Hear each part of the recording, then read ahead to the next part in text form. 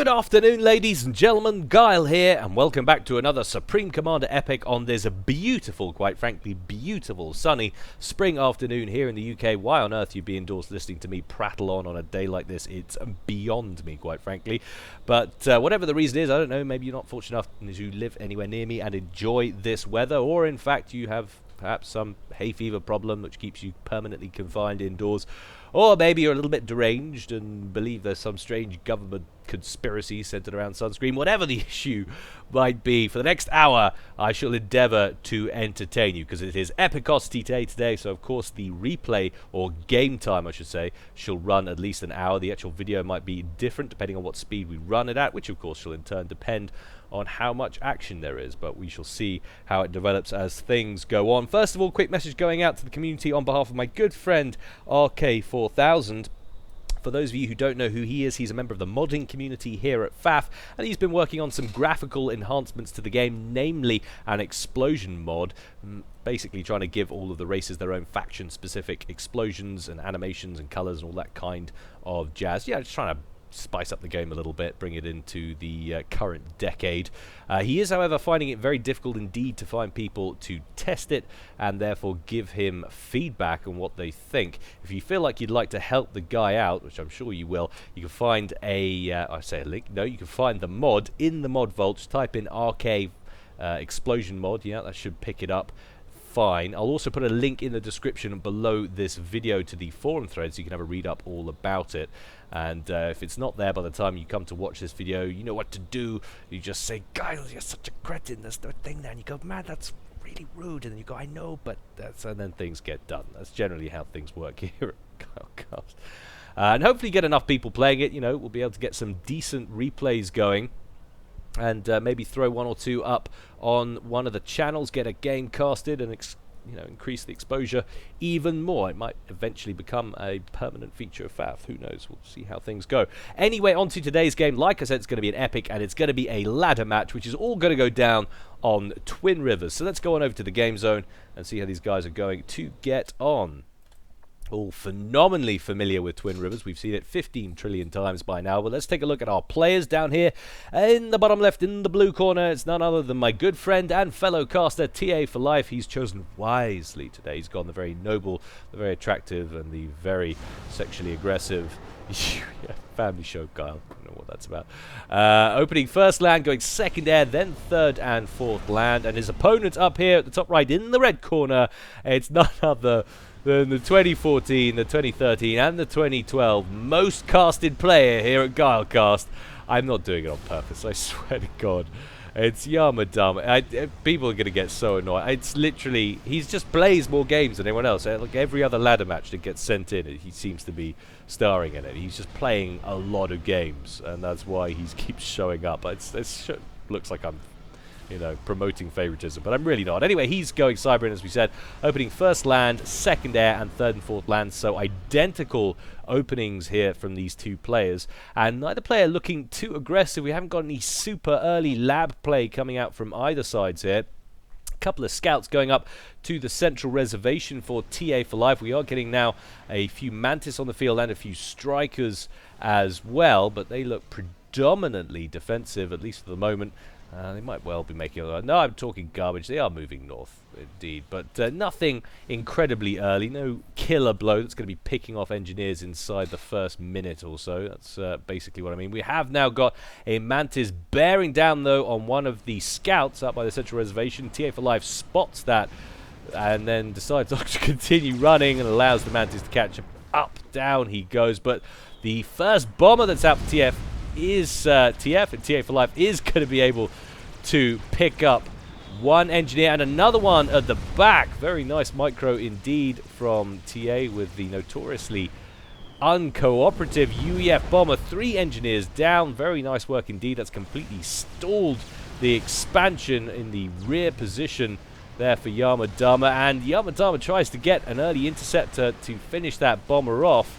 Doesn't manage it and does get shot down, but a second inti brought in there from Yarma gets the job done. But still, 3 engineers killed off with that first bomber. Definitely paying for itself there, hampering the expansion. You can see we've got engineers coming up to that rear position now.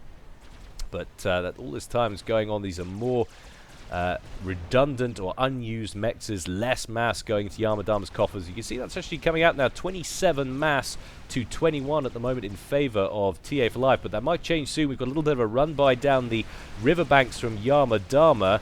One Mantis hooning it up the middle, not going to get too far too many strikers on the field in the middle for that, but this cheeky little fella up here at the back might well get a medal if he can make it back to base. He's going to be able to pick off at least one of those mexes, I think. We have got a striker inbound to deal with him. And there weren't actually any NGs down here at the bottom right location for this cheeky little run-by to pick off. There was one up here, but he rolled right past it. But for the moment, happily whirring away on that mex. In comes a bomber. And that drops right on top, but the Mantis is going to tank that. Just barely 7 hit points remain.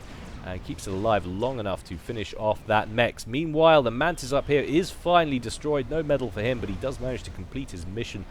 Both of those mexes taken out, and that's actually kept these two incredibly close. 31 mass apiece on this one so far. Distance build down here at the bottom right side island. Meanwhile there for Yarma Dharma, he's had a little engineer waddle across the river here, and he's built at range up the cliff there.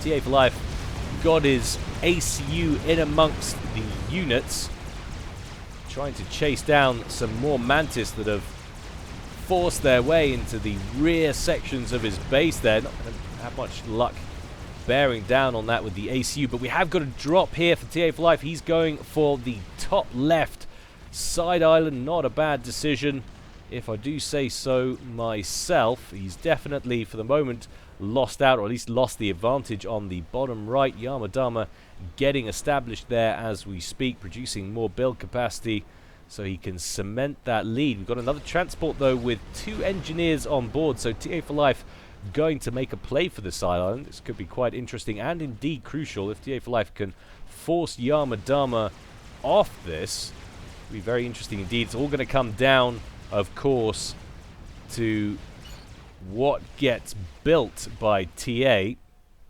TA doesn't look like he's hovered over here, but now he will be aware that there is at least a presence in this bottom right corner from Yarma Dharma.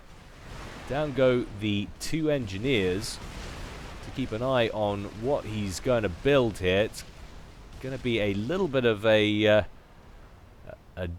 trial to dislodge Yarma Dharma. He's already got 1 factory online. Another one is soon to be completed. And of course a few units in play with some build capacity situated.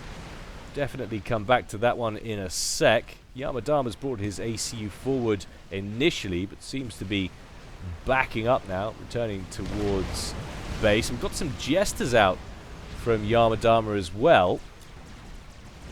And that's coming straight up here to harass the top left. So Yarma Dharma making a play for the top left side island at more or less the same kind of time that TA4Life is going for the bottom right. TA4Life has gone directly for a unit of PT, and that is just going to blitz down that second land factory Yarma Dharma's thrown together there. Yarma Dharma manages to get off a single solitary Medusa, but can't do anything with it before the strikers finish it off. And now TA4Life gonna go for factories. Yarma Dharma making landfall up here at the top as well as gunship, but a large incursion happening in the middle. Yarma Dharma going to throw together some units, or a unit of PD. We've got a radar going up a little bit further back, but now the Mantis and the strikers merge, albeit just for a moment. TA4Life doesn't like the odds there of hanging about. I do not feel any differently to him on that front. Don't blame him at all. And similar tactic there from Yarma Dharma. Auto gun thrown down immediately and starts wailing away on that land factory. So we could have a bit of a base trade going on here between the 2 side islands. It's looking a little bit slower down here now for TA after that decent start. Second land factory being thrown together. Doesn't seem like a big commitment from Yarma Dharma to hold on to this at the moment, though. His attention's definitely elsewhere, but we've got more units being airlifted across up here from TA. Definitely wants to hang on to this one. Needs to be a little bit careful of this Jester. He has got a few inties kicking about, which he should be able to use to shoot that puppy down. Certainly needs to be a little bit careful. Doesn't want to lose these rear mexes again, or indeed any other engineers. TA looking quite spread out on the mainland. He's made the transition to T2 land as well, and he's kept his factory well away from any of the main danger on this map. It's right at the back here on this rear position. Of course, the flip side to that is the units it produces are going to take a while to get into the fray, but at least TA can start upgrading some of these to T2 should he get the mass. Let's take a look at the mass situation. 62, and it immediately changes 58 to 53 in favor for TA. So TA slightly ahead, albeit slightly. There isn't a great deal of air between these two guys. It's still pretty close, at least for the moment. The main bodies, the main armies on the mainland are just kind of dodging one another. They're not really getting embroiled in any massive engagements for the moment. We have now also got some hoplites on the field, so Yarma Dharma's made the transition to T2 as well. HQ slightly further forward than TA's. That's situated in the main base. More airdrops coming in to that top left island for TA, and 3 units of build capacity in that one as well. It's going to be very interesting. The war rages on this island. It's definitely the main zones of conflict at the moment. Now we've got Lobos getting the work done for TA on the bottom right-hand corner, just using their range to slowly creep forward and pick off units. Yarma Dharma not bringing in any more support from the mainland for either island, at least for the moment. He does seem to have a production advantage on the top left, though. 2 online land factories with another one on the way. TA4Life instead working on his third down here, so not actually an advantage at all. Completely missed this one up here. Leave me alone, I didn't get much sleep last night. But we do have a naval factory on the way for TA. Should be interesting over the course of this one. And that's quite early as well, 13 minutes on Twin Rivers. Navy, of course, a pretty significant investment. You're not going to get anything done with T1. You're going to have to go straight for T2 and get those governors on the field. Yarma Dharma is going to want to be quick with his scouting and get alerted to that as soon as possible, otherwise he could get majorly caught out. Lobos working on that unit of PD. That's going to be the end of that one. And now we've got pillars on here as well, so we're getting some T2 support airdropped onto this bottom right-hand corner, and that's surely going to be enough firepower for TA to gain or solidify control over the bottom right-hand island. And he's going pretty well up here at the top left, so TA4Life actually committing to the side islands, the corners in this one, looking like he's going to come out on top. Interestingly, not going after the units down here, wants to focus on the factories. I like that play. Take them out of commission first, cut off the reinforcements, and then deal with what's there in the middle. But the question is, has TA4Life been focusing too much on the corners? It's got him a modest mass advantage for the moment, but that's a nasty little army breathing down his neck on the main landmass. Got a couple of pillars coming in from the west now.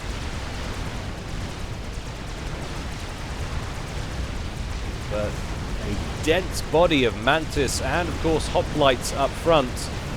It's a formidable army that's just kind of skating across the front lines here for TA. A little bit of an air engagement brewing above as well. Looks like that's going reasonably well there for Yarma Dharma.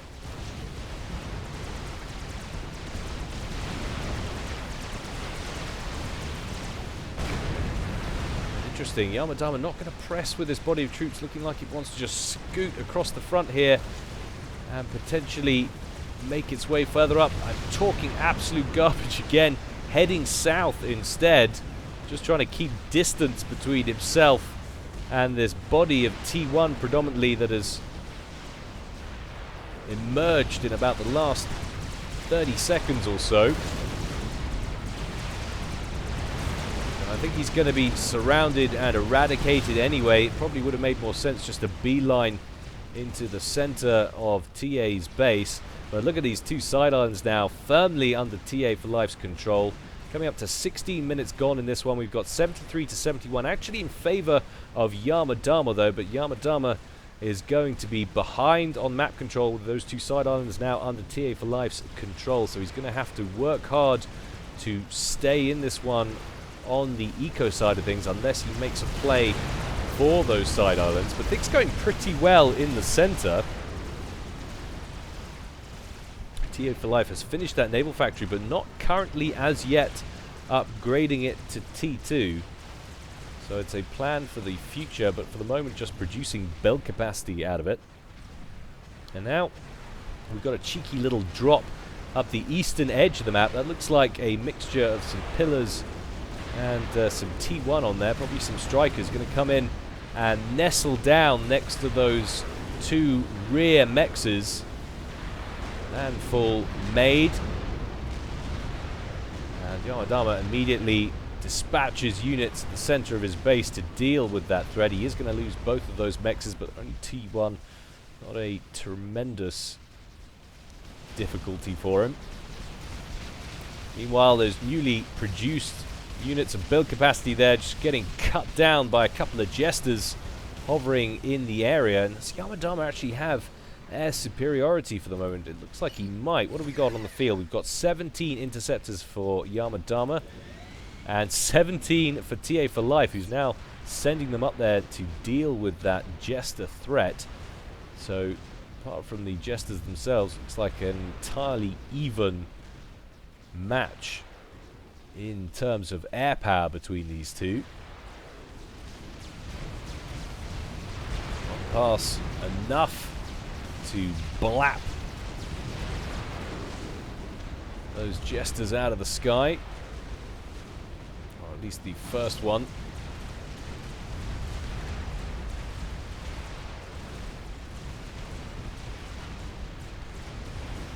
But some ground being made now in the center from TA4Life. Takes out a unit of PD, but we have got some T2 PDs going up at this other starting location here. Cerberus turret wailing away on pillars. And there goes the second one as well. TA not wanting to push a bad position and throw that army away. Wisely backs up.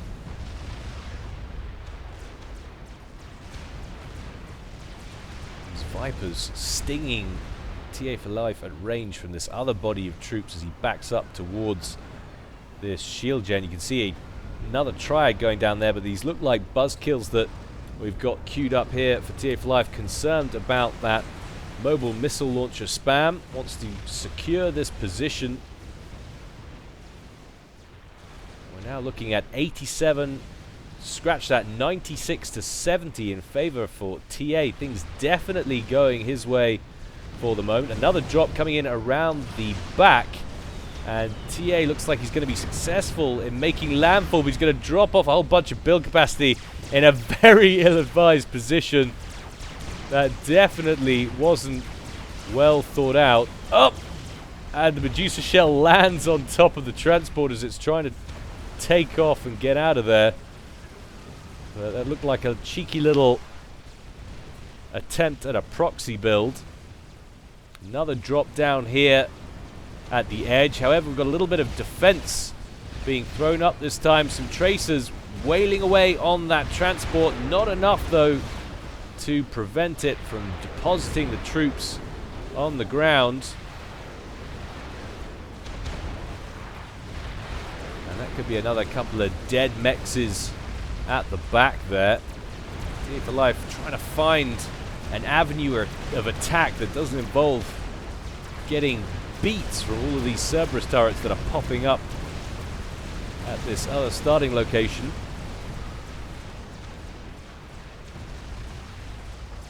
This army is the main threat. Now we've got T3 on the field for Yarma Dharma. How does that compare to TA4Life? Well, he's not started his T3 upgrade as yet. He'll want to get a move on, however. The emergence of trebuchets and bricks could dramatically turn this game around. If TA is left to face a tech deficit for any significant period of time. More transports laden with pillars traversing the map now for TA. Come in around the back there.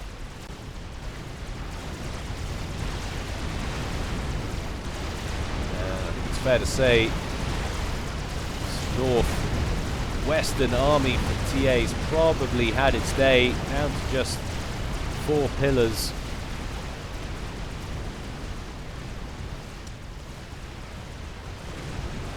Nice even spacing of units and defensive structures for Yarma Dharma. We've got Cerberus turrets, little groups of pockets of troops. We've got Vipers and trebuchets for ranged firepower. TA4Life at the moment buoyed by his conquering of the side islands, emboldened by it even. Able though to find a way in to really hurt Yarma Dharma. I mean, Yarma Dharma's behind, but it's by 10 mass. That's not the gap that TA would like, especially being as he's sitting on about 75% of the map right now. TA would expect to be significantly further ahead, or would want to be. We're going to get an upgrade now. Yep, so 80% done on TA4Life's upgrade to T3. I have to hope for his sake that he hasn't left that too long. Let's take a look at reclaim so far. TA4Life's been sitting on around 20,600 mass in terms of banked reclaim. Yarma Dharma, by contrast, 13,000. So TA4Life ahead on generated mass, but also ahead by quite a margin on reclaim. So it's no surprise he's managed to shoo Yarma Dharma off the corners. The question is he going to get stung by getting out-teched? We've got 1 brick in here. The rest is mainly a mix of T1 and T2. Mantis, hoplites and rhinos. The odd banger in there.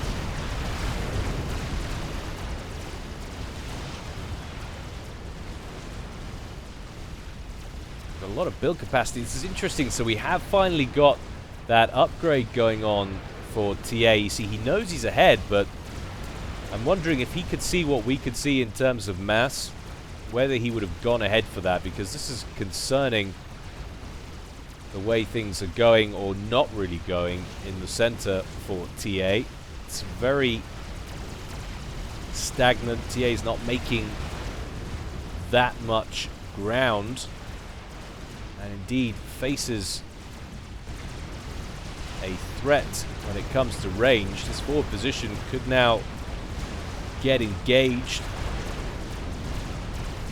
Trebuchet and Viper fire. So that shield gen's gone. It's nothing to stop Yarma Dharma running over that position completely. Yarma Dharma actually taking the lead on mass, 109 to 104.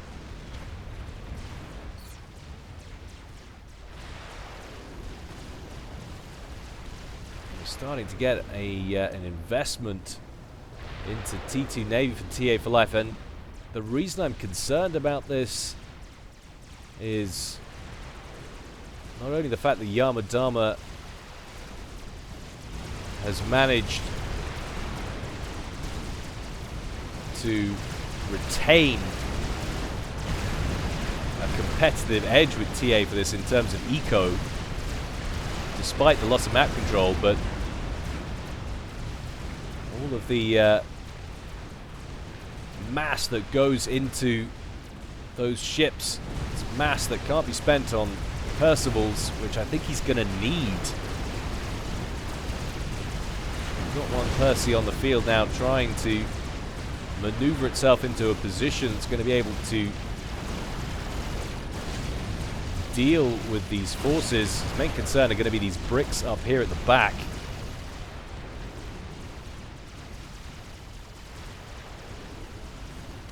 And this is the problem. Yarma Dharma will have scouted, I believe, that naval factory, will be aware. He hasn't seen it since it's been upgraded to T2, but the only reason that a naval factory emerges on this is going to be for bombardment. And just look at the line of zappers that has come down here, and Governor's going to find it so difficult to plow through that. He's going to need an awful lot of them. And I think a Governor is somewhere in the region around 2k mass, if memory serves. And Percival is about 1280 mass, 1280. And about 1.5 Percivals, maybe even a Percival and 60% of another one. For every Governor you spit out, destroyers are more.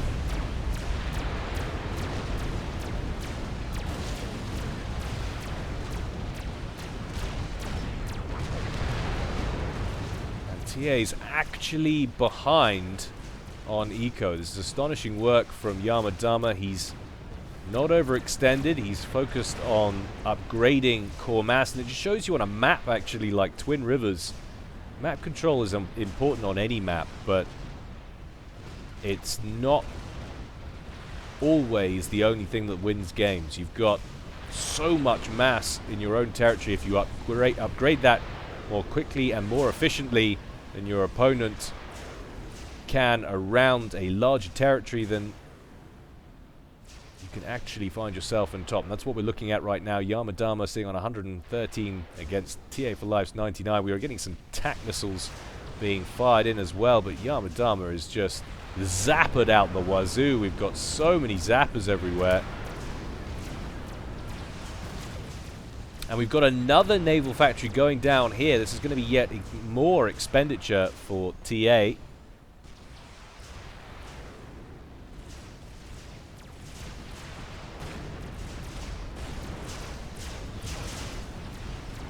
That forward Cerberus taking the brunt of that Governor fire.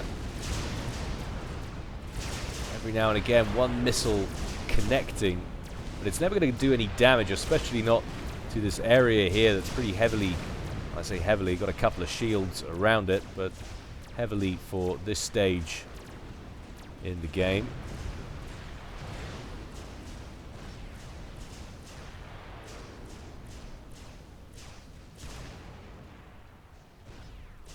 Seven minutes gone in this one. Yarma Dharma inching ahead in terms of the mass game. Best part of 22,000 mass banked so far for Yarma. 34 banked so far for TA. TA ahead in reclaim, but now behind in generated mass. And I'm just concerned about the lack of ground units on the field for him.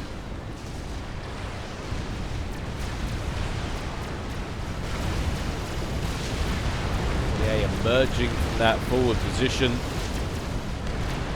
He's going to want to knock the bricks out quickly if he can, but 2 Percys versus 5 bricks and a whole lot of other stuff. It's going to make life incredibly difficult for TA. We have got Triad fire coming in now from the right. But TA is going to suffer heavy losses. In the meantime, what have we got here? It's 3 or 4 or 5 triads, in fact, so there's a lot of fire. Cheeky little drop, though, at the back from TA. Percival in the back there. 2 dead mexes, but managed to get anything else done. A couple of bricks dispatched. Finish him off.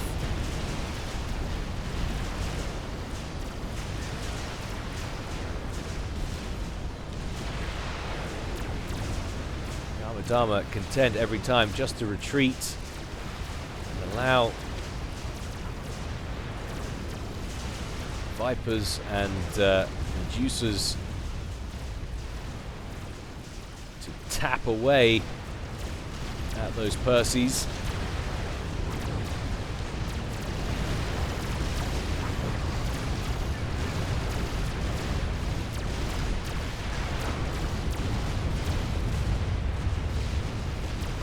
I could be completely wrong, of course. TA4Life could have this completely down. Percival's are so strong.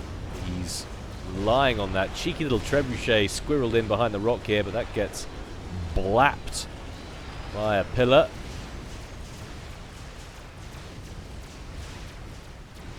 A decent amount of ships stacking themselves up here at the top.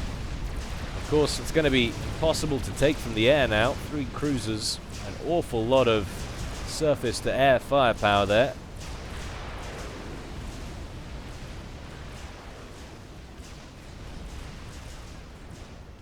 But at the same time, yes, there are a lot of zappers on the ground, but I can't see that Yarma Dharma's going to need much more expenditure there.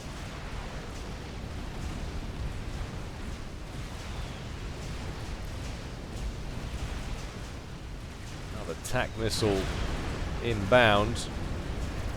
TA4Life is going after static assault bots now, trying to make his weapons count where they can. Must be a little bit concerned with the way this is going. 153 mass to 123 in favor of Yarma Dharma. How are we doing on air tech? Still sitting at T2 air for TA4Life.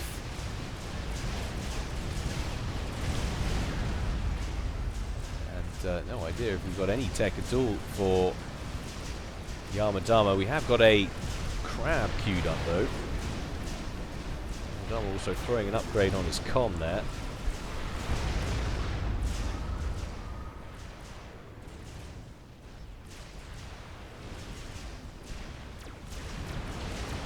Again, another merging of the two forces, but there's so many bricks in that formation. Trebuchet's bugging out. Don't want to get caught by these units from the south, though. That's definitely going to be their target. TA sustaining far too much damage for him to consider moving forward, and this could be a little bit of a mistake here. This whole army to the east of the central reservation edging just a little bit too far forward in this one. But look at this, 20 mass deficit in favor of Yarma Dharma, who is sitting on literally about 20 to 25% of the map, maybe less.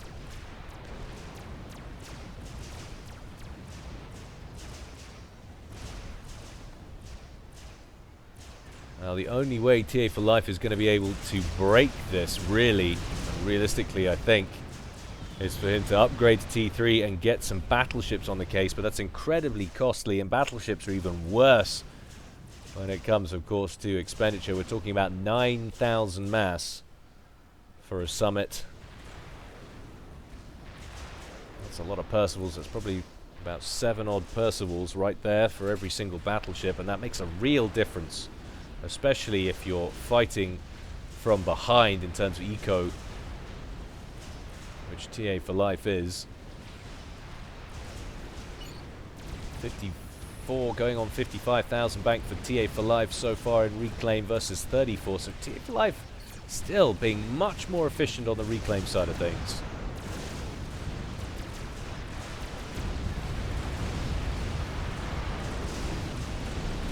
Sometimes it just doesn't matter how you're doing in the broader eco game. If your reclaim is good enough,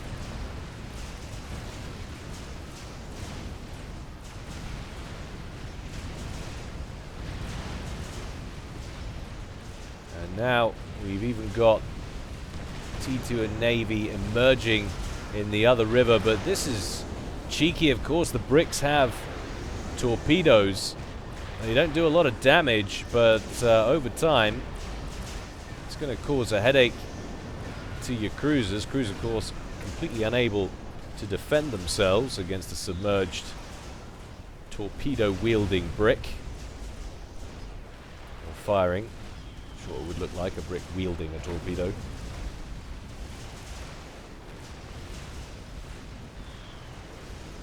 Jaina's coming in from different directions, and TA4Life anxious now over these trebuchets. He's doing what he can to pick them off. Nice grab there in the middle.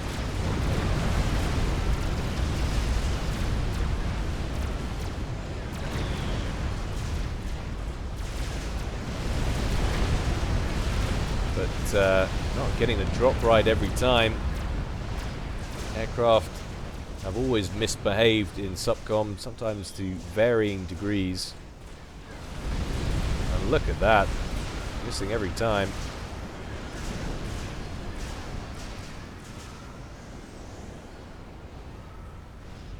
It used to be a lot worse though. Anytime there was any kind of height map change at all, a strap bomber was effectively useless.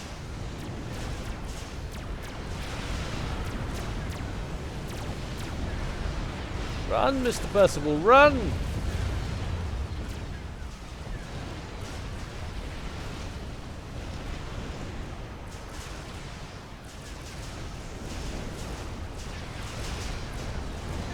"37 minutes gone in this one, and still no ground gained whatsoever. Absolutely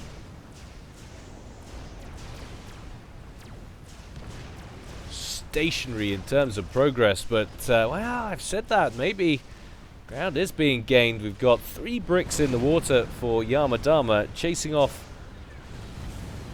a fleet that's entirely made up of cruisers.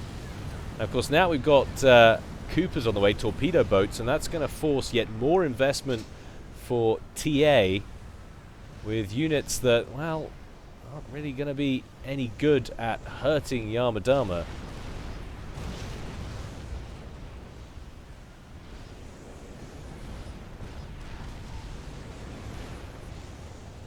And that gap continues to widen, 230 mass to 185. Mass storage around all of the mexes on that rear plateau. Same for both these guys. However,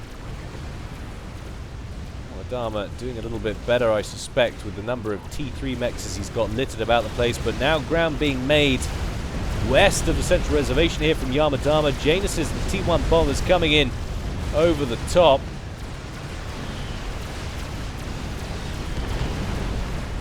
It's concerning me for TA that he hasn't got any T3 coming in at all. We've got 1 Percival down here and 1 up here, fighting valiantly, picking off skyboxes as he goes. But there's so many bricks on the field.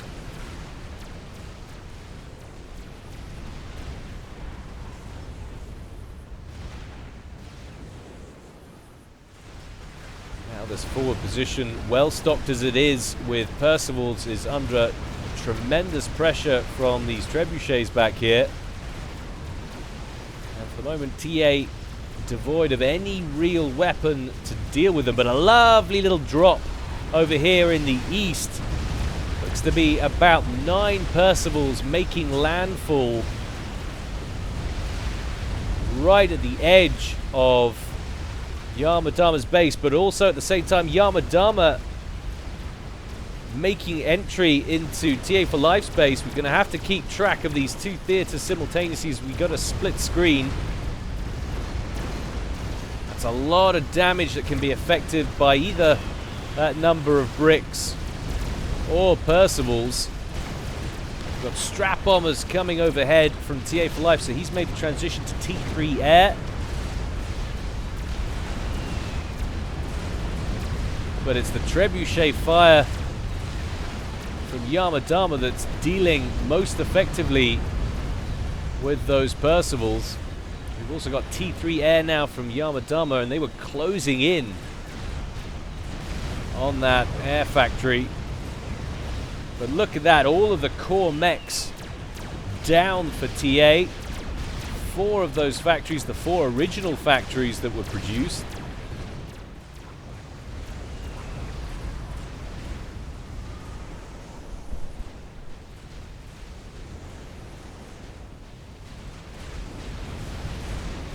Strats, the ambassadors now reacquiring targets. But we've got Revenants out as well for Yarma Dharma, so he's got strat bombs at his disposal. And Megalith online. That could be the final nail in the coffin. But look at that. Cooper's going to work, finish off the 3 bricks in the water so the governors can move back into position and start bombarding that northern section. But now that second starting location is out of commission. And look at this gap that's emerging now, 239 to 178 in favor of Yarma Dharma. 65,000 banked for Yarma Dharma, 73,000 banked for TA. TA still ahead, but in ratio terms by a lot less than he was earlier on.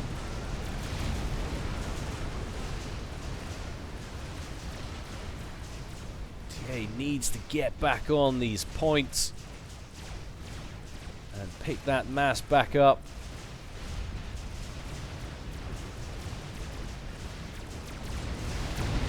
This isn't going to be an easy approach at all. We've got a lot of bricks out in front with the ranged firepower from that crab.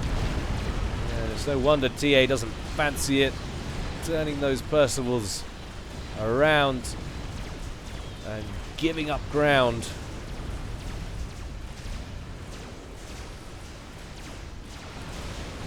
Strategic bombers still softening up the pack. A decent one there. Eradicates almost all of the crab's support. 1 trebuchet and a banger remain.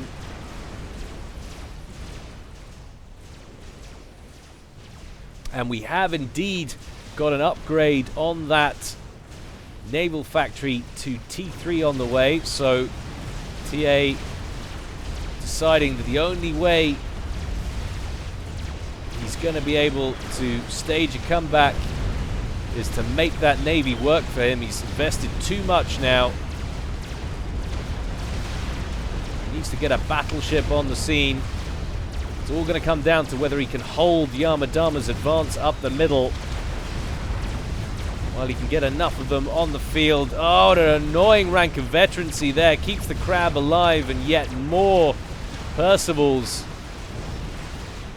are going to die as a result. But finally it goes down.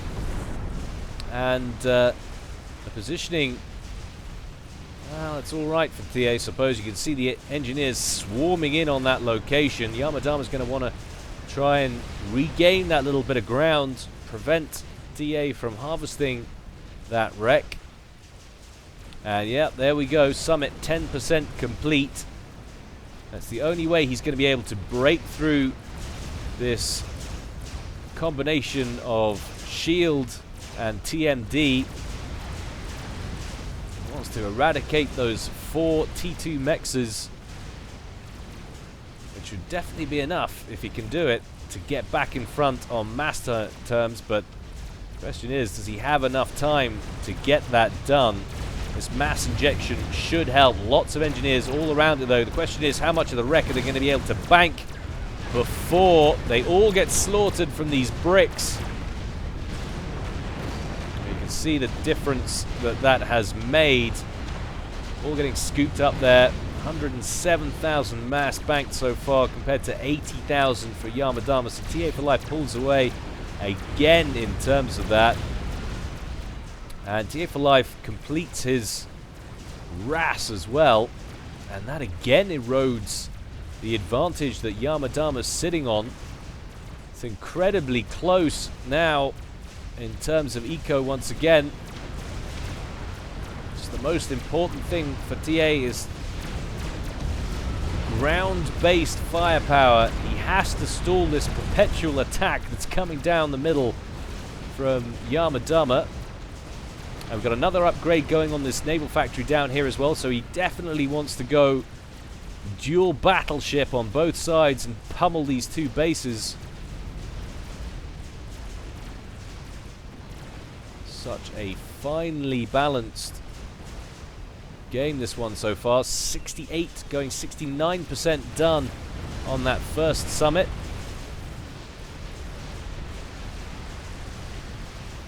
Forget, of course, it's going to take a while for TA to chew through those shields. That's if, of course, he can do it with just the one battleship. We've got some Ravagers being thrown together here. Yarma assesses the threat and decides they need to die as soon as possible. Those bricks wheeling to the east to take care of them. A nice air engagement overhead. Seems to go well for Yarma. Let's take a look at where things stand in the air game, the ASF race. So we've got 14 ASFs on the field for Yarma. And I can't even find an ASF on the field to click on for TA, so they must have been slaughtered in that last engagement. So air dominance / control for the moment with Yarma, and the attack stalled with a lot of mass deposited on TA4Life's side of things, at least for the moment. He wants to grab this bit of ground back, though. He has to. He wants the rest of this wreck. Definitely doesn't want to allow Yarma to get that back. If he can't, he should tac missile it. That's, of course, if he's got a tac missile available. Not certain he has. The only tac missile I saw on the field in this game so far, ground-based tactical missile, was from that little forward position that belonged to TA a little earlier on.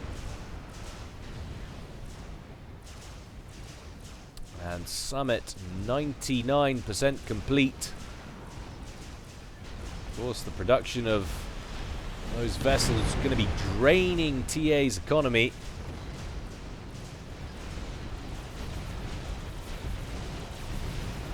Revenant shot down there. Decent air coverage.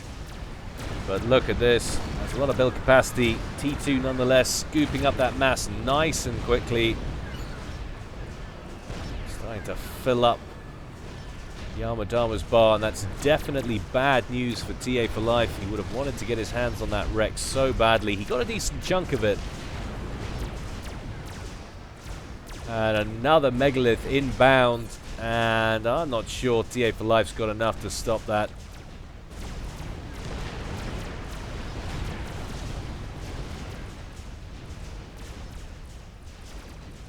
Summit is online. It's going to be able to affect some damage.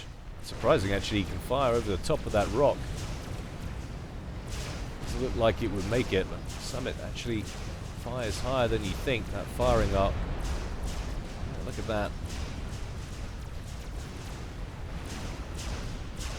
He's got to get rid of 3 layers of shielding. And he's not getting any assistance on that damage with the Governor fire, because the zappers are taking care of all of those cruise missiles before they impact the shielding.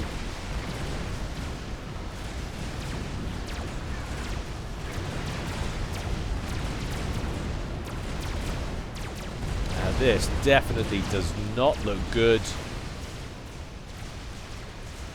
Slight air advantage as well, I'd say, to Yarma, though it's close. That means air-to-ground peppering or pummeling of that megalith is going to be tough. We have got a decent number of Ravagers dotted around. Be able to take some hit points off that megalith at range. They really are so good.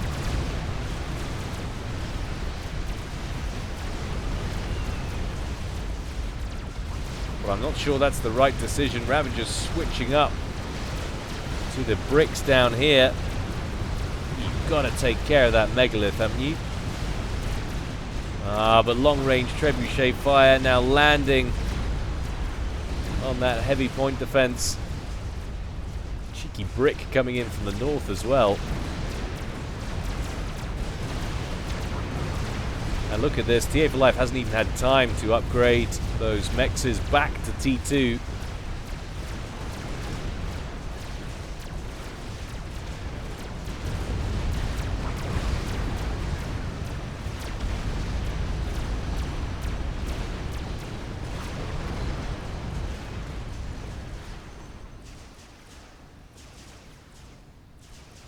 Got another battleship in play there.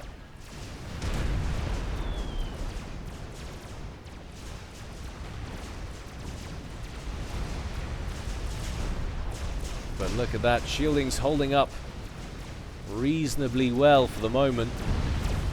That crab still sitting at around 50% of its hit points now.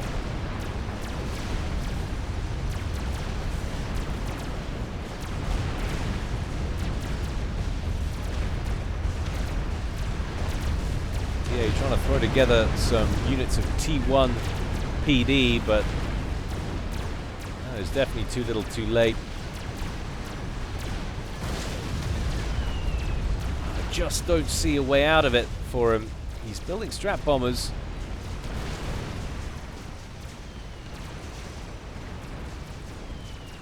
But, wow, I could be talking garbage. Doing a lot of that this game. 25,000 hit points left on that megalith.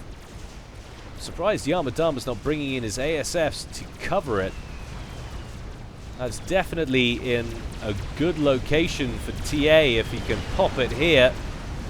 Should be able to scoop up that mass without any difficulty. Of course, that megalith was already online when Yarma Dharma reached the wreck of his first experimental, so there should be another one on the way, and there it is.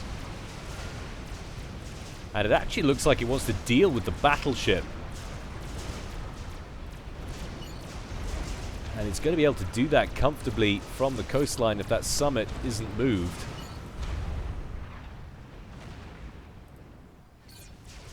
TA, of course, not wanting to ease the pressure on this naval bombardment. And it's a shame because it's such a nice strategy. It's so nice to see this mix up here. But I think it's fair to say in this particular game it was a mistake. TA4Life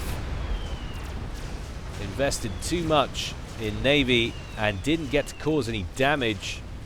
If he'd have been quicker off the mark, able to get those units out sooner,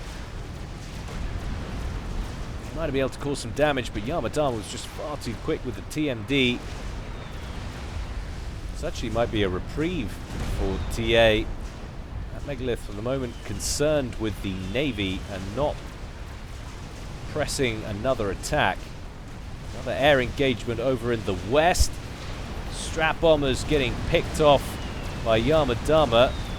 In turn, ASFs losing out to their counterparts on their opposing teams, but they're buying more time for the bricks to effect more damage. TA4Life holding for the moment just barely. Needs to get build capacity out here though. 300 mass to 231 in favor of Yarma Dharma. Pretty significant advantage now for our Red Cybran.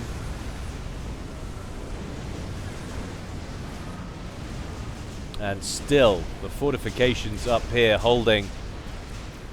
So look at that, that's 14 Percivals in terms of mass from those two battleships, but it might finally be about to pay off. The question is it too late? A couple more rounds from those summits. That should be the end of the shield generators, and then the tactical missile defense. Down go 2 of the shield gens.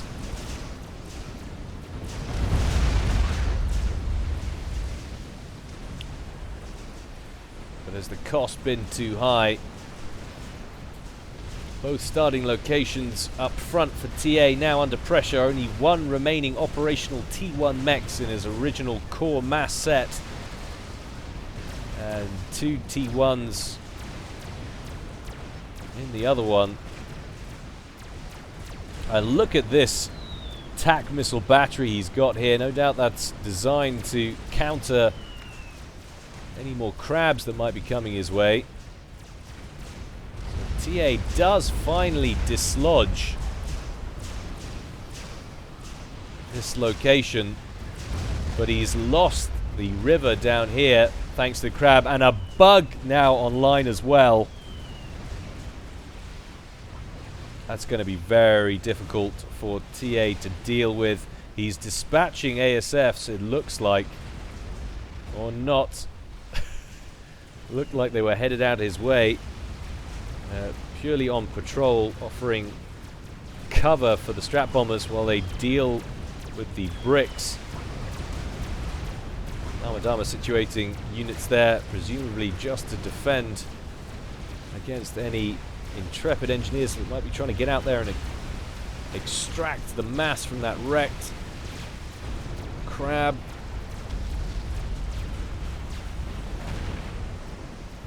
But this side island that TA4Life won so valiantly in the first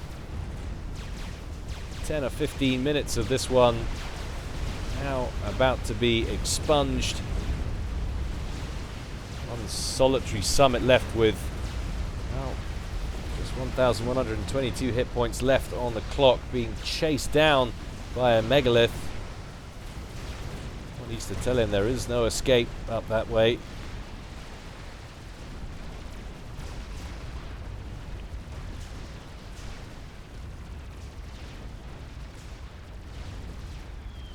Looking remarkably bad, and of course it's wonderful for TA that he's managed to kill everything off in this location here, but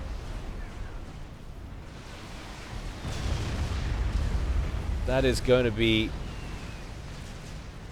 the end, I suspect, of what he's going to be able to accomplish with anything out of this river. And the cost has been the game on the ground in the center, and now indeed maybe even the game in the air. Definitely nothing strong enough in TA4Life's arsenal to be able to deal with that Soul Ripper.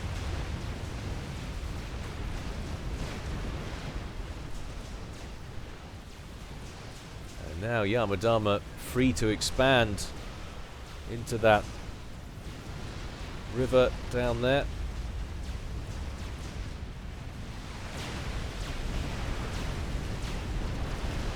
TA spamming flayers up as quickly as he can.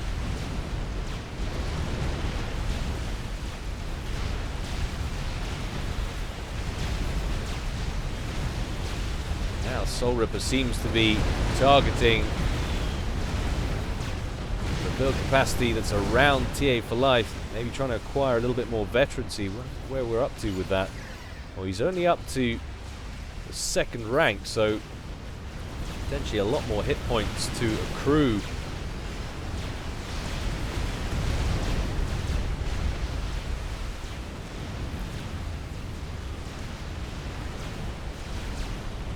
Lots of people up in arms about veterancy still these days. It's an interesting mechanic. I did always feel that it might have been more sensible when it gains rank just to gain the regen and the potential total amount of hit points rather than gaining actual new fresh hit points there and then. It would have made things a little bit more even. It's incredibly difficult to take down a Soul Ripper, and does mean that people have to self-destruct large quantities of units just to deny veterancy. Away go the attack missiles. It's going to be tough to land that. That's pretty good. That's pretty damn good, TA. But man, that can't have connected. That would have done so much more damage, surely. That looked like it went straight through the body of the megalith. Doesn't get much closer than that. Well, maybe it did. That one definitely connected and seemed to do very little damage. And now Soul Ripper working its way back up to the top, going straight after the cruisers first. Once they're down, those summits will offer no real opposition. TA brings his commander out, fires an overcharge into the body of the megalith, but this is surely a suicide run. How's he doing in terms of power? He's got all the power he wants. Should be overcharging like crazy, really. There goes another one. He's got the personal shield, but it's not going to keep him alive for long. Nice little overcharge, takes out a couple of bricks.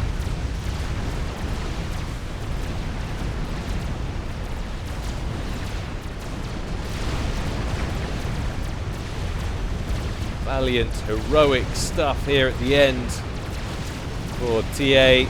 Megalith not even concerned about going for the comm kill, happy just to wipe out the eco and make certain the victory.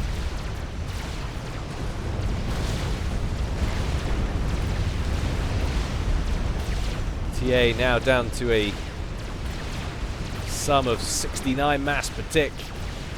That, no doubt, will continue to drop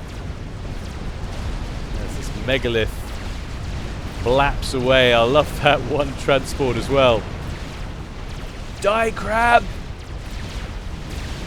I know I wasn't meant for this purpose. I think he actually took a round of artillery fire from the experimental as well. What a way to go.